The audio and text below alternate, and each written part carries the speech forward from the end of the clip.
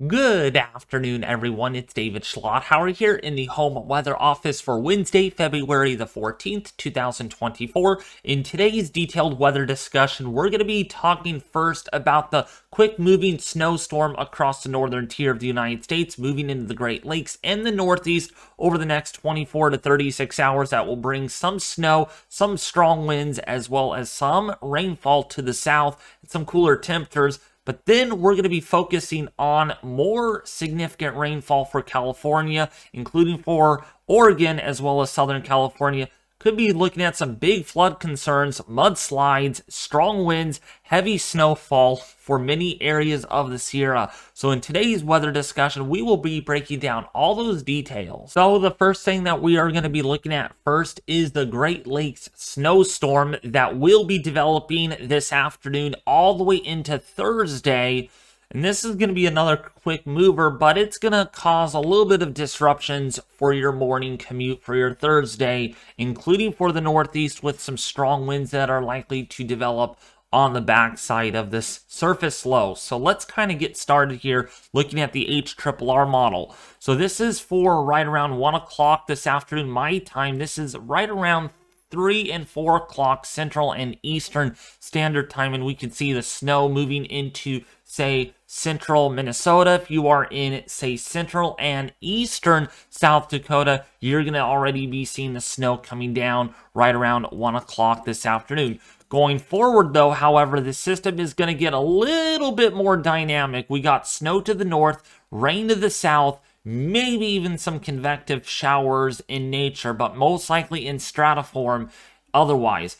And this is for 7 p.m., about 9 p.m. tonight for Central Time. So Minnesota, they're like Minneapolis. If you're in La Crosse, you're going to get rain first and then transition over to snow. And then when we get into right around 2 in the morning for Central Time for Wisconsin, you're going to see rain in Chicago and snow to the north, and that is some pretty good snowfall that is anticipated with this system. It's going to slow down, or the snow is going to stop by about that time if you are in, say, La Crosse, if you are in, say, Minneapolis. So that's some good news that is coming. So it's not going to be a very slow-moving system. It's going to be there and it's going to be out. That's why a lot of people are really not talking about this, because it's such in a localized area. It's more kind of like a more mesoscale kind of sector type system, not really a large synoptic scale system. So now we're going to forward. So we can see for right around, say, 6 in the morning for your morning commute, while Chicago is just going to get done with the rainfall. Again, plus or minus 1 or 2 hours. Timing is still to be worked out, of course, leading up until it actually starts. So you could still get impacted here. But you can see here over, say, Michigan, moderate to heavy snowfall is anticipated. We're talking about moderate to heavy snowfall if you are in along the coast there of Wisconsin on Lake Michigan. Look at down here, got some freezing rain, maybe some sleet as that little weather disturbance moves on through, right? So your morning commute definitely going to get impacted here, maybe even some flight delays and cancellations, minor flight cancellations out there expected. And then let's go into your lunchtime for Eastern Time, since this is the Eastern Time Zone area. You can see for, say, central northern Ohio, likely to see some heavy rainfall. So like Cleveland may get some convective nature showers, some heavy rainfall out of that. To the north, though, likely to see, again, that snowfall as that kind of continues to move eastward. And then let's go into about 4 p.m. Then it gets into the Northeast and could still see some decent snow out of this, especially early on. And then it turns more convective in nature. You can see some of these blotches of darker blue colors indicating some more heavy snowfall rates, but not very widespread in nature at all. Not like what we just recently saw with that nor'easter nearly a day and a half ago. We're actually nearly a day ago, because it happened yesterday early morning.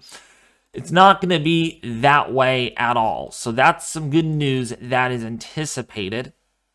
All right, but otherwise, again, still gonna see a little bit of snow from time to time. Snowfall amounts look pretty abysmal with this, depending on where you're at. Anywhere between 2 to 5 inches for the most part, all the way from South Dakota into Wisconsin. There might be a little area down here, right where that rain-snow mix line is, where you might get maybe up to 6 inches of a wet snow. 4 to 8 inches, or more like 3 to 6 inches of snow anticipated for, say, if you're in Michigan.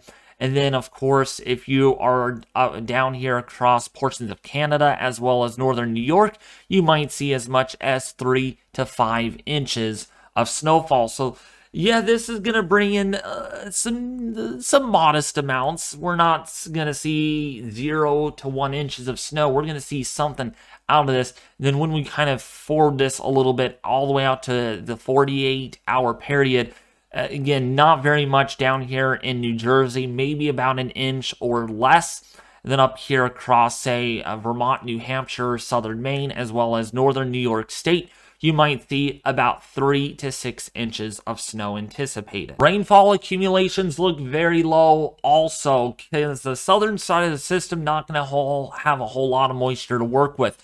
So anywhere between about 0.05 of an inch, maybe 1/10 of an inch at most, all the way down here. So again, no flood concerns with this.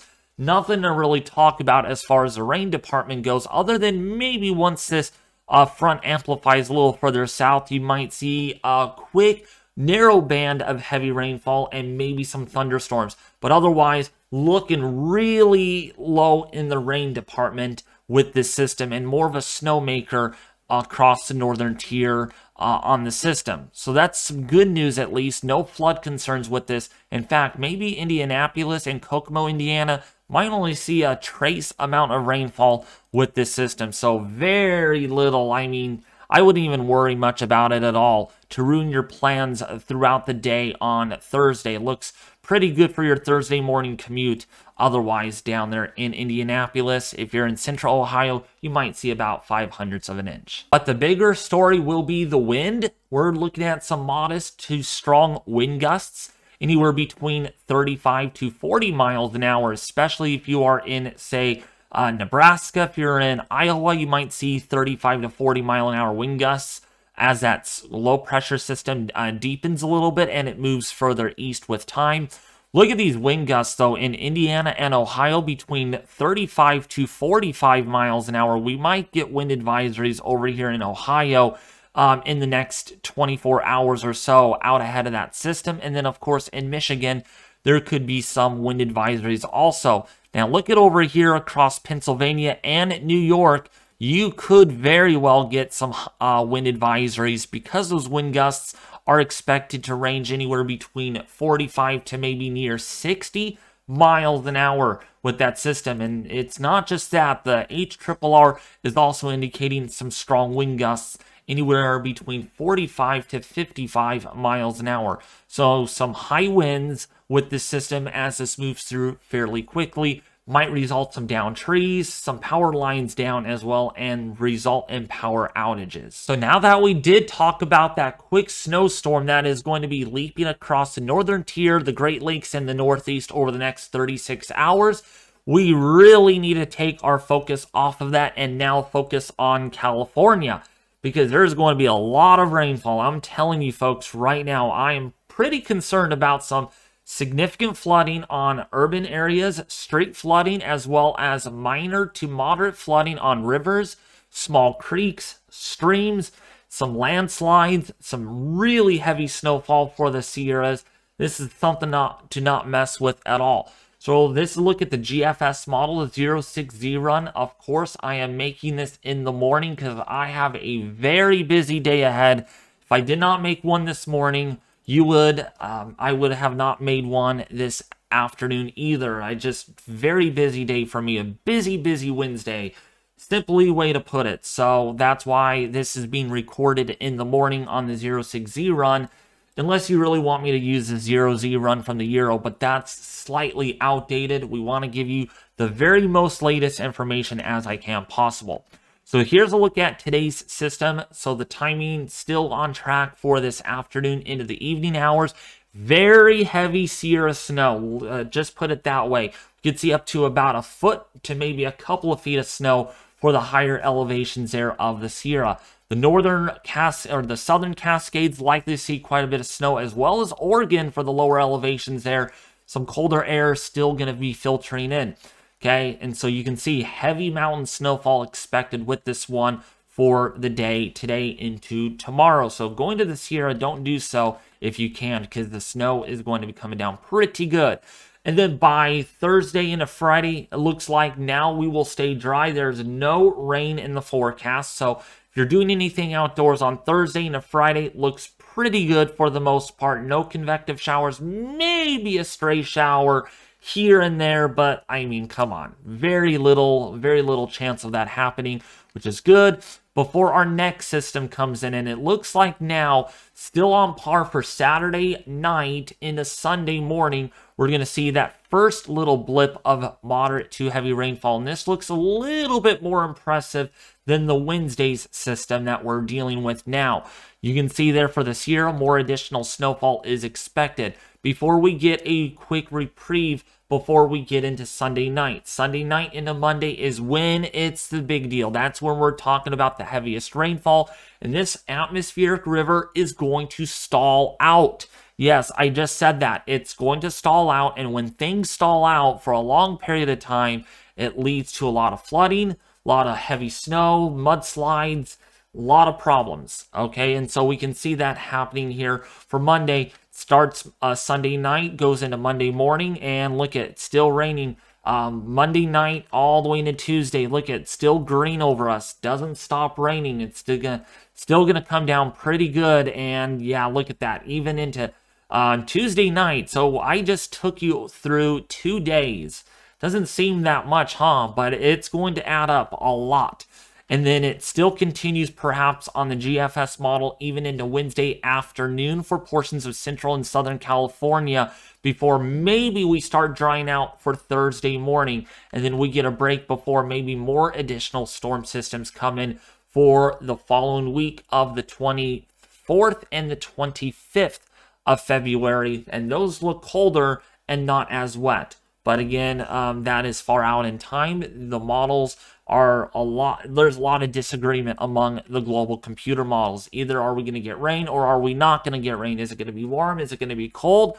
We just don't know that far out in time. And as you all know, it's not very easy to forecast 10 days out. And you might think, oh, some situations it is easy, but most of the time, no, don't ever look at a 10-day forecast and trust it 100%. So now, looking at the European ensemble forecast. Now, exact rain totals between a particular run, I wouldn't trust those right now. And we're going to use a blend of the averages, okay? Actually, to put this in a perspective, let's look at the national blend of models. That's probably going to give us a better snapshot on how much rainfall you're actually going to see. It's because it's basically the super blend, right? That's just how you look at it. So for California, first, we're looking at a ton of rainfall. Look at the coastal ranges. Possibly as much as, and this is over the next 8 to 10 days, all right? So within a week time frame, some of the coastal range mountains could see as much as 8 to maybe 12 inches of rainfall. The Sierras, the mother lobe, the foothills there could see as much as 6 to 8 inches of rainfall. Some portions up here near Paradise could see over a foot of rainfall. That is very, very concerning. There will be a lot of problems on rivers, small creeks, streams, a lot of runoff because of how much rainfall you're going to see. And then Southern California could see quite a bit more, maybe as much as 2 to 5 inches of additional rainfall. You're already well above average for the season, and it's not going to take much to see more flooding down there. And then the northern coastal range mountains, you might see an additional as much as 6 to 10 inches of water equivalent out of these systems. It's not just one. We have a parade of storms coming to the forecast. So now, looking at how much snowfall you could see out of this, let's see if this is actually going to work on us, and it is. So we can see how much snowfall. And actually, you know what? I forgot about Oregon. I don't want to forget about all of you that live up there.